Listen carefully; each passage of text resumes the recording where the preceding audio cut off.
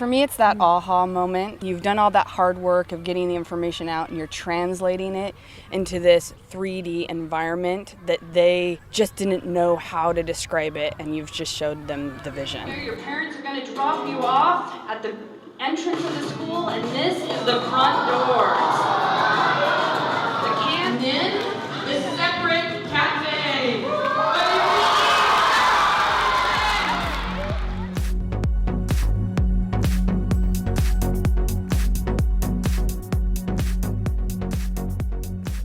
Welcome to our session titled The Heroic Role of Design Build in Schools. We will be sharing our school project experience of the design build process from 4 different perspectives: district, school, contractor, and architect. My name is Aaron Wilkins, and I serve as principal at Bose Elementary. I am completing my 11th year here on the east side, specifically at Bose Elementary. And I want to say this is my 20th year in Tacoma Public Schools. I'm Alicia Lauver. I am in my 6th year at Tacoma Public Schools, and I work on special projects, including our inclusion effort, which started officially about 4 or 5 years ago as we work to bring on more local and diverse businesses onto our projects. Hello, I'm Rachel Pease, Diversity Program Manager for Corsmo Construction. I've been with Corsmo for now 6 years and started the program right when when Alicia started about 4.5 years ago. I run the small business side of our of the program, and I also do lead all the DEI internal diversity here in our company. I'm Heather Hocklander. I'm with BCRA. I was the project manager architect for Bose Elementary. I've been at BCRA now almost 21 years, and I am the market lead for our education market. When it comes to being a hero with this project and our inclusion effort is you're talking about a project that is using community dollars to invest in our kids, and our kids are our families work here. So we really wanted to find ways to make sure that we had our local families on our projects, on our, giving people an opportunity, showing our kids that their neighbors are working on this project, people who look like them, people who are from here, people who share the values, and people who voted on this bond that are actually getting work out of this bond. So it's full circle. And often some people say, like, why is this important? Well, it's one of those, the TPS and as a public organization has a responsibility to really keep those dollars here, keep it invested for our kids, for giving opportunities for our families, and hoping to really build up our local economy, our local businesses, and create something sustainable. I think that the heroism was to say, this has to be best serving of kids more than anything else. That kids should have a voice and a stake in this process. They should see what it's going to look like. They should give us contributions to it, whether it's picking colors for a playground that I wanted something different. But the fact that the kids got what they wanted and what they needed, that to me speaks of we're trying to do this different than what we've done in the past, which is just, hey, kids, here's a new school. Don't you like it? Hey, community, here's a new school. Don't you like it? We're trying to do different things. And so being a hero in this situation or heroine in this situation was really about who's the most underserved voice. And for us, that would be kids first of all, and then next would be the community members who live here in the right around the school. Not only was that project like a beacon of hope in that neighborhood, but it also was, and there's a lot of subcontractors on that project because we had so much local that they were familiar with the area. They grew up here. They went to school in the Tacoma School District. So it was meaningful to them to be a part of the project. Some of these subs, it was their first commercial construction project. The opportunities that were given to the community and as a contracting community was huge. When I think of something that is heroic, or why we titled this Heroic Role of Design Build, is really looking at design build as the vehicle that made this process successful and therefore the project successful. And it's one of those things when you're the first elementary school in the state of Washington, when you're doing design build, that you really want to set it up that other teams, other schools, other school districts can use this same process. So there was a heavy burden for our team, all of us, both school, design build team, and the district, to really make this a successful project. And that was really us defining what success looked like. And we're talking about those metrics that you talk about, Alicia, and it's Erin, it's about your point that the students and the community comes first. And Rachel, it's about hitting that for the subcontractor community and really making it sustainable. That's something that's not just the built environment that students learn in and staff works in, but it's how long into the future of these relationships and the sustainable businesses, how they carry on. And so what is our responsibility to the voters is really to achieve all of those. And when it was done with kind of a limited amount of budget at near the end of the bond process, to me, that's what makes it heroic. Our first learning objective was learning how MWBE inclusion strategies go deeper to engage the community through authentic relationships. Before, when we were using the design bid process, which was the design bid build process, which is the standard process for doing major projects like this, we were seeing results of maybe 4% if we were lucky as far as minority and women business involvement, and usually it was 0 to 2%. When we started using this process, we almost instantly went above our goal of 10%. And beyond that, with our minority business involvement, our women business involvement is ticking up, and that we know that that's more of a struggle one to hit. Our SBs were amazing. Our apprenticeship goals were getting hit. Our local ones were blowing it out of the park. We were able to build better relationships between our bigger contractors and the little contractors, because often before in design build, you would have people come to the table with their bids already in place. They had already had all their subs in place.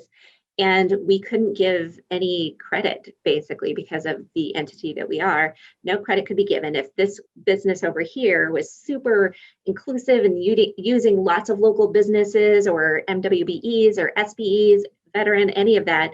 They could have this amazing package, but come in $10, more than this company over here that was like, nope, not gonna even try. And we had no choice but to give it to the low bid. Whereas design build allowed us to work with the contractor and still making sure that we're being smart with our taxpayer money by making sure we're negotiating and training and networking. It was giving time for prime contractors and local businesses to have a conversation and build a relationship and build trust, which was super important, because that's what I was hearing out of the contractors bidding beforehand when it came to those low bid projects. They're like, one, there's no incentive for me to try really hard and get it done, because sometimes that's a little more expensive, at least up front, even if it's not in the long run. And there was also no time for them to build those relationships if they didn't already have them. And so we brought everyone together into one room and we're like, here's a bunch of our prime contractors who are interested. Here's a bunch of subs who are interested. It's like, meet, greet. I know on a lot of our other projects, we've seen people pop up who maybe had a conversation 3 years ago and are now working on a project, and that they've worked their way up. They've built the relationships and they're finding trust. And we're building new partnerships, new relationships, and giving people the time to make that happen so that they're able to do good work on a job. The district gets what they need, what the contractor gets what they need, that the sub gets what they need, and the kids get what they need. Rachel, when you were brought on board on this team, what were the first things that you did to kind of set up the design build team for success in meeting TPS's goals? For us, we started right away at just developing some processes and procedures that internally, we went to the drawing table and just said, what can we do to help get these small businesses on our project? And then it was, well, how can we get them on our project successfully? We don't want to put them on the project and have them fail. We don't want to give them a scope that's too big. We want to be able to give them just a piece of a nugget, that they can to get on the project and be successful and build upon that. So we did things like we had meetings set up early on with new subcontractors, and they came in and they met with our estimating team. They met with our project teams to ask all the questions, to make sure that the bid process was understandable, that they understood our expectations. So the communication was huge, and that was like really throughout the entire process.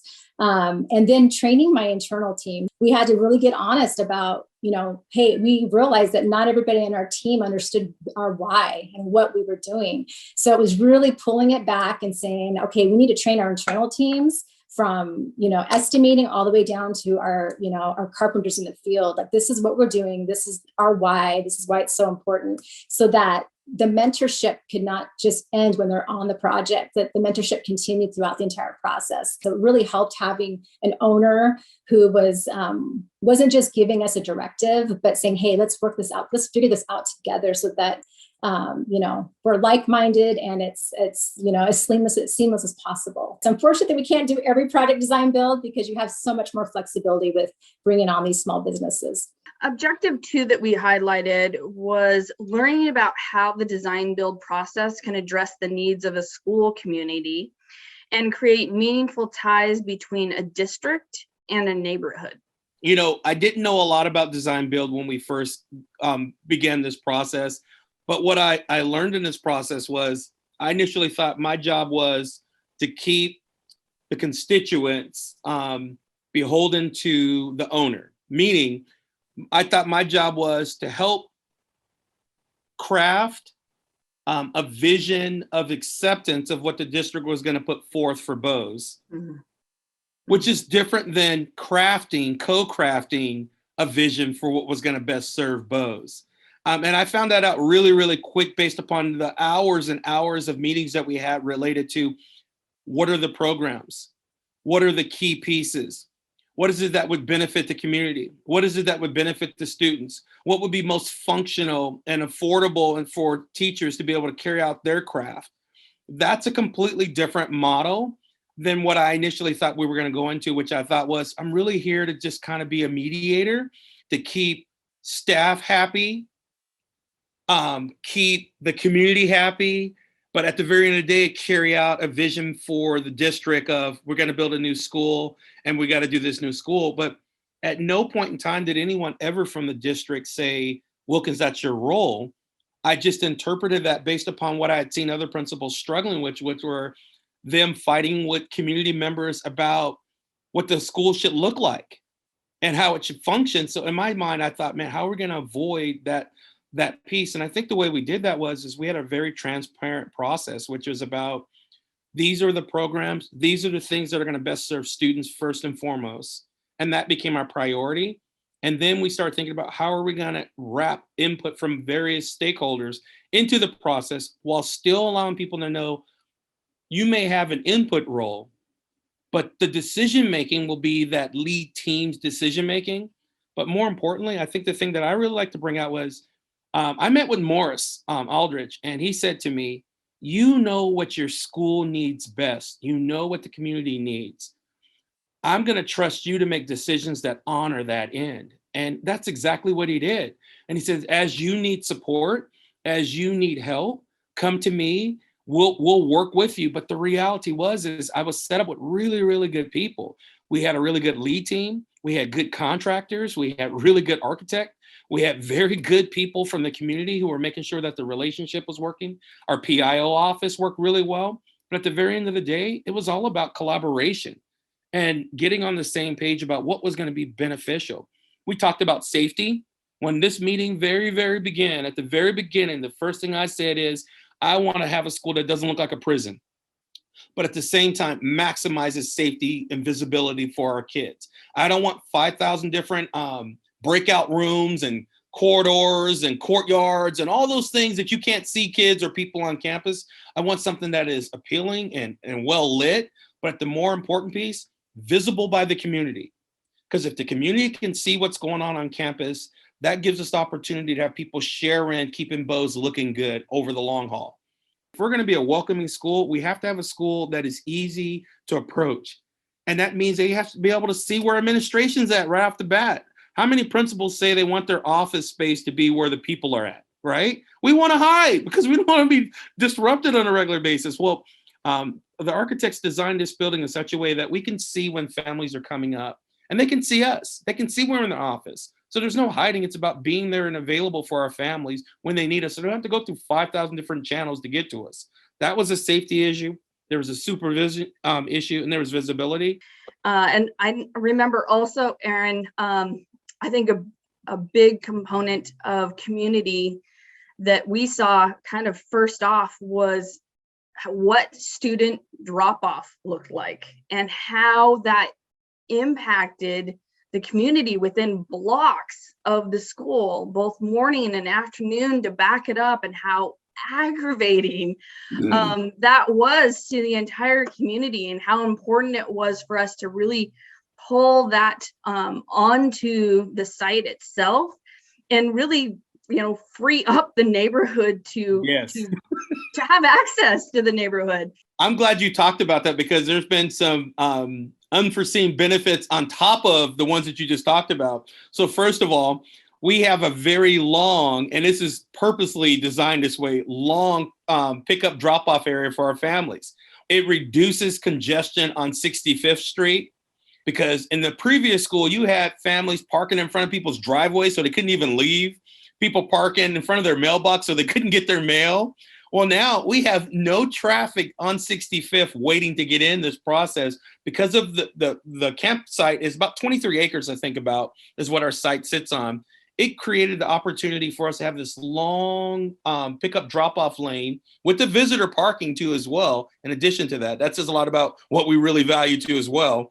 But that long space has created a huge loop where families can come in, wait in line, see the protocols for dismissing their kids and for pickup, and it's reduced tensions when families are picking up and dropping off kids. Where in the past, we had families who would get there and they would freak out because there's nowhere to park, so they would leave their vehicles, blocking other people from being able to progress up.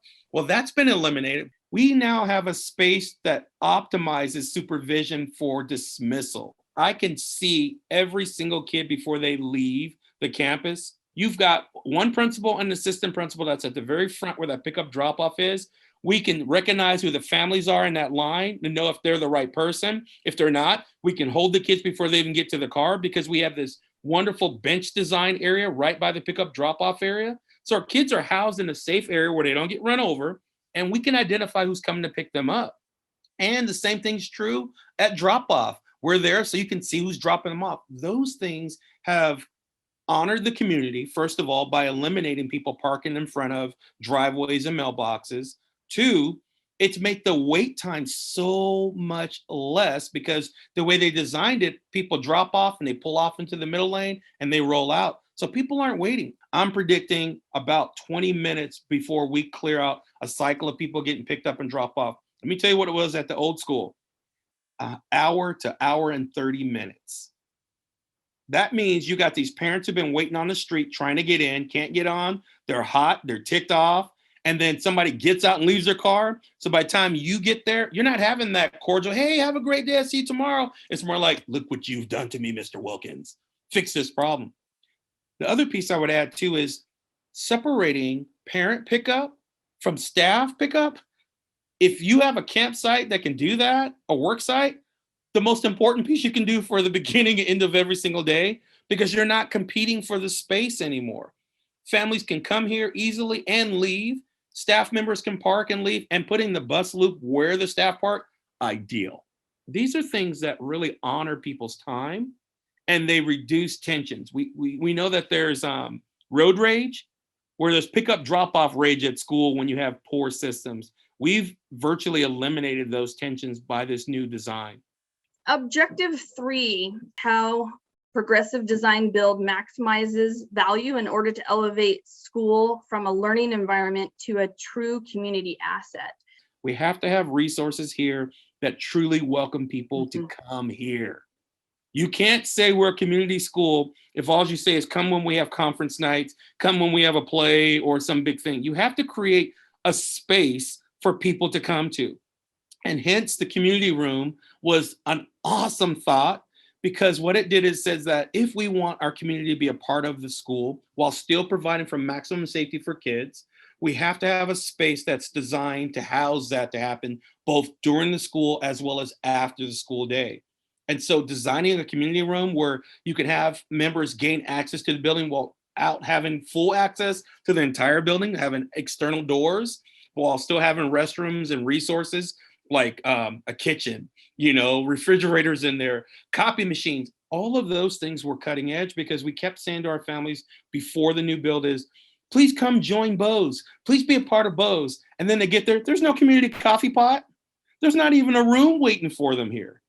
So what we were basically saying is, please come and sit in this one location, and hopefully we'll find a space for you if time permits. But those are things that we thought of from the very, very beginning, where you dedicate a program space for the community so that they can be a part of this process, while at the same time pairing that up with some of the needs that they have by having a women, infant, and children here. I mean, we have a purpose design, women, infant, and children, WIC, if you will, space, which is designed for baby wellness visits. That's huge.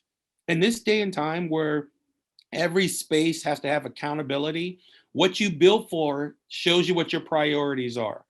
When you create a space for WIC, when you create a space for the community to be here, and more importantly, you create other things like community gardens, you create a community playfield, that's putting your money and your intelligence behind your principles. Because if we had said this is going to be a community school and the only space for families to come in was in the gym for an assembly, it doesn't really honor what our whole entire intent behind us. And so I say that visibility, safety, and purpose build to match that purpose design build, I think we knocked it out the park just because we did something different.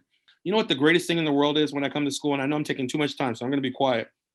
I get here at 6:30, and already on our campus at 6:30 in the morning, there are families walking the pathway in the very front. They're jogging on the track. During the day, people are throwing footballs, tossing things going on outside, and that's an everyday occurrence. Not once could I have ever talked about that happening at the old Bose School in 10 years that I had been there at that time, where I saw people here in the morning feeling safe enough to walk on campus and do that. That's a welcoming environment where you have the gates are open for people to come and do that. And you know what they're doing? They're doing it and they're taking care of the space. Couldn't say that with the old school. That's the biggest win when you think about it, is that the community is here during the day, on the weekend, and we come back and the school's still standing. Couldn't say that was going to be the case at the old Bose. The community playfields, they weren't part of the original design. That was really realized through using the contingency and how the project was well run by Corsmo, that at, near the end of the project, we were able to capitalize on the dollars to enhance the community playfield that was kind of grass, to actually partner with Metro Parks and make it a synthetic turf field. The team really looks at how we add every dollar back into it, so that the true cost of the project, the total value, is brought to the school. Just in addition to what you just mentioned, I remember speaking with Heather, going, Heather, I'd be happy to have some grass out there so families could throw the Frisbee and run around. And literally my vision was like, all money has to go towards this building. So if we could just have some grass out there, I would be happy. So when money was freed up as a result of staying within budget and being under budget, and you get that update happening, that's had some really, really great consequences. Without saying too much, we have the large turf pitch field that we've talked about. July, they're going to be updating the small mini pitch by a professional soccer team. More news about that's coming. I'm not giving too much out there, but I'm just saying it's going to be an awesome experience. All of that as a result of being fiscally responsible, while still being responsible to the vision of providing for a great learning space and a great community space. STEAM schools had to really be open for the versatility of doing multiple things with the space we have. And it had to carry that theme out. So you'll see throughout the building, whether it's on the stairwell, whether it's going up the central stairwell, you'll see graphics that really kind of speak to that vision, whether it be math, whether it be science, whether it be constellations, planets. All of those things are to get kids to be thinking about what they're learning on a regular basis, while at the same time having a highly functional school. We also asked for teachers to have input into an experiential graphic design that really touches on the student social and emotional development.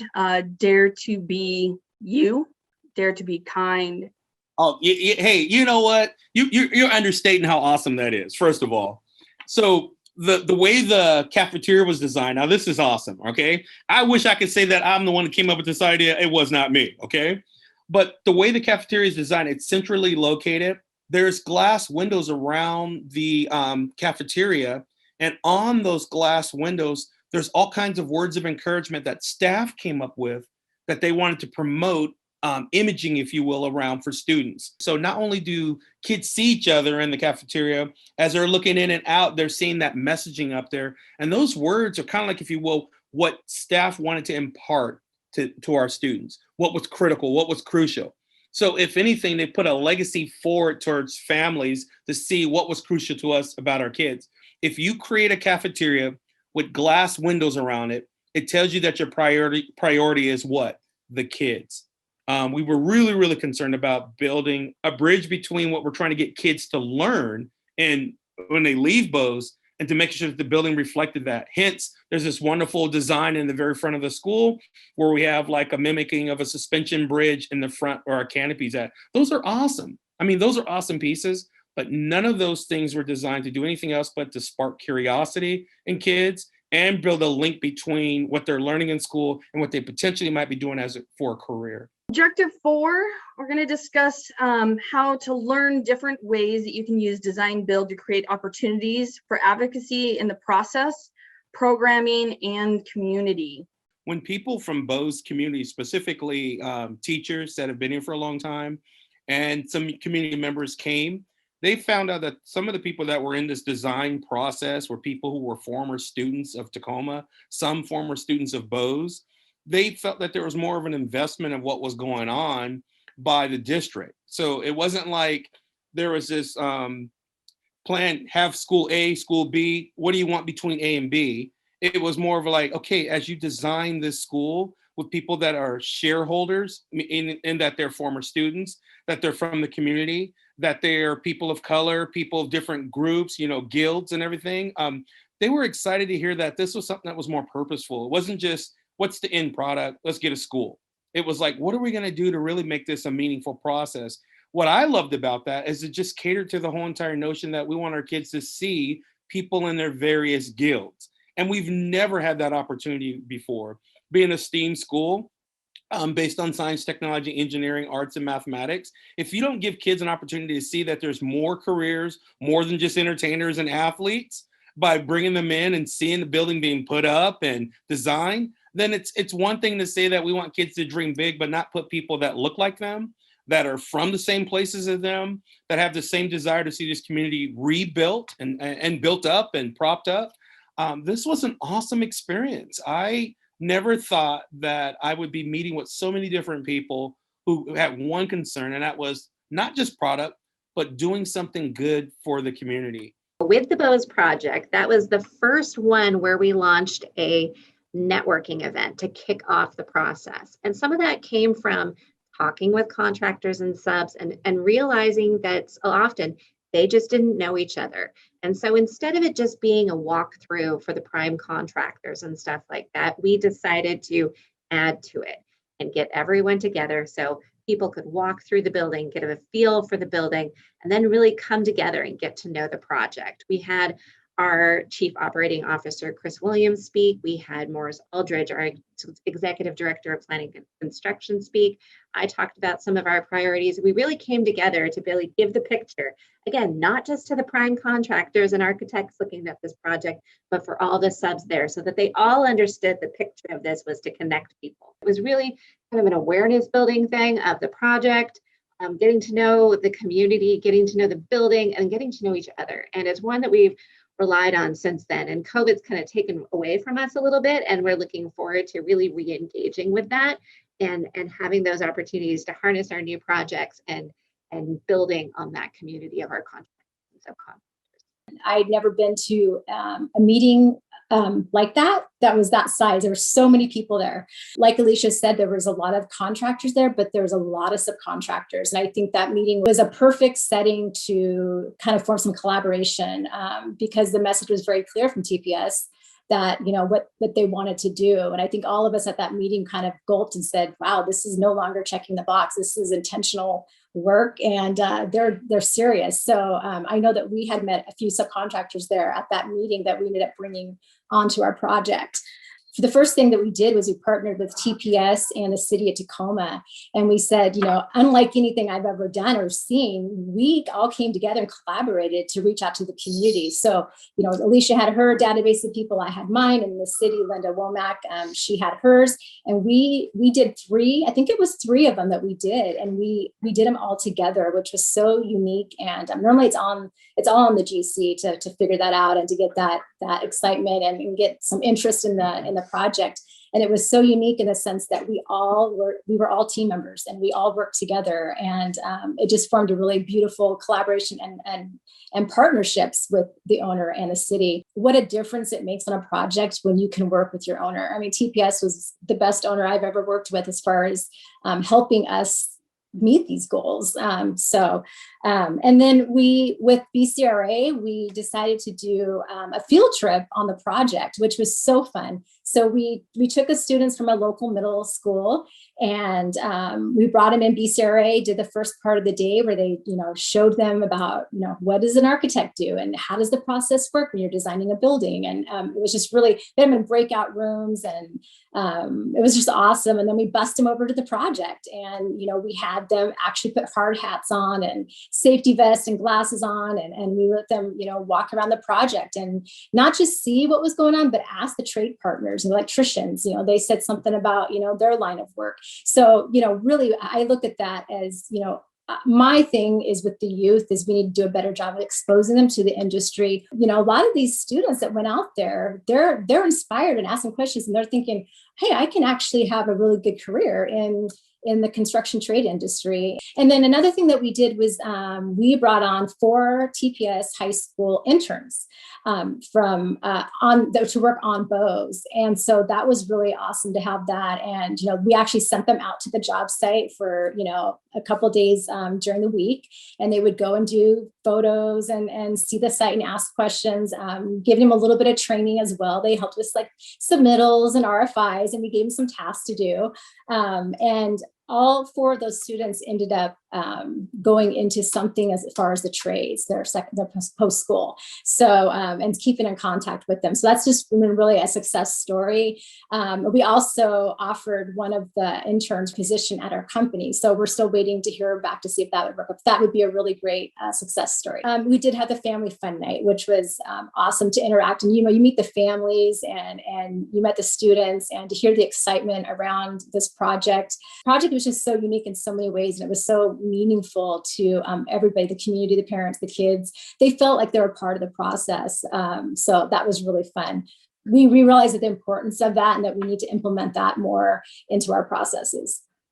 I agree. I think with the design build process, as far as a team, our involvement with the community, I think it can be done on a lot of projects, but I think the intentionality of this project with the community, I mean, our first outreach was just asking them, what are your hopes and dreams? I think that was really important for the community and the parents and the students to dream together, because it was at an event where both parents were with students, and be able to be visionary and to be heard.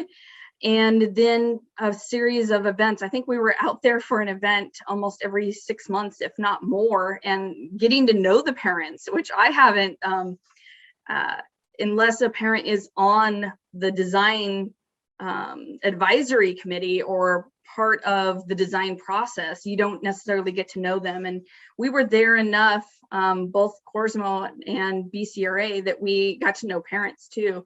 And I think, as with projects and different things that kind of inspire you, I believe that Bose being a STEM was an inspiration for us to share more in that community involvement and what was expected as far as bringing people along, bringing students along to understand, and for us to even share what we were doing virtually, so that we had, the virtual goggles, so that either with a phone or putting on the goggles that students and parents could actually see their space. And we actually played a video at the groundbreaking so that they could see it, because it mattered so much what everybody had done to get to that point, that they needed to see what was going to be there soon. there were so many opportunities for us to put kids before professionals in the field and have them share what their learning path was, their career path.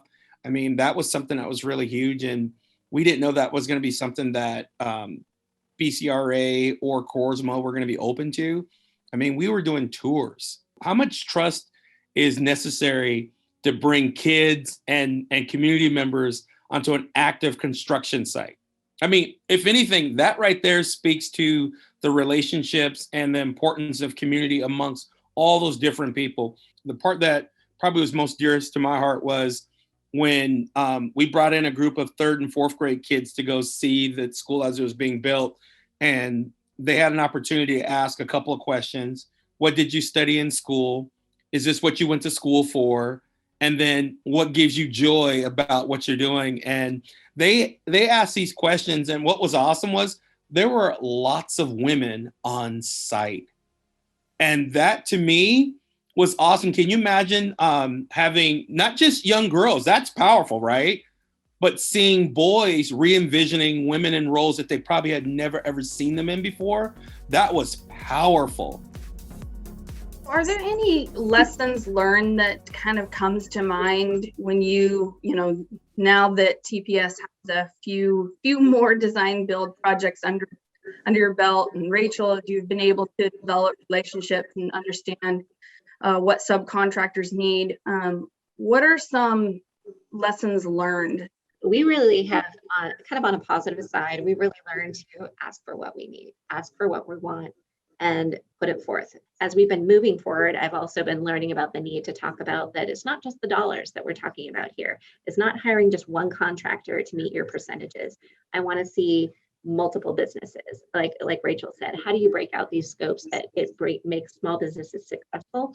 Because while the dollars is one of those things that we measure, we also want the most people getting a piece of this. It's like I said, it's a community investment. It's not just about the dollars. It's about really pushing people to really involve the community deeply in being a part of this project in their community and looking at who we can involve in that. I would say the biggest takeaway and the one thing that we really worked on and improved on greatly was, like I said, that internal training with our teams, really just realizing that the message just couldn't come from me. And it wasn't just my burden to carry, it was the entire team. And I needed my team to be on board. And so we've, since Bose, we've really pivoted and adjusted that process, part of our interview process when we hire on new people now. So we've also, since Bose, we've implemented internal goals on all of our projects that don't have owner goals, just so we can capture that and change that culture within our organization, just to make sure that all of our teams are aware. So if my subcontractor is in communication with any person at any time on my team, we all have the same message. And then I think too, we've created like interviews with these new subcontractors. So we're bringing them to everybody, before we even get on these projects, we're interviewing and introducing them to our other teams. And that's helped immensely too, because like Alicia was saying, the trust is huge.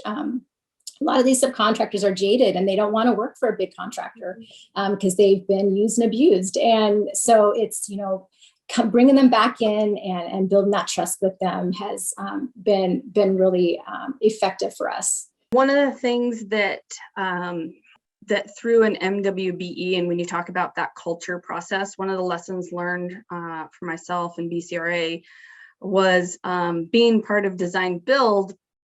When you get paid is a longer duration than when you're directly contracted to the owner.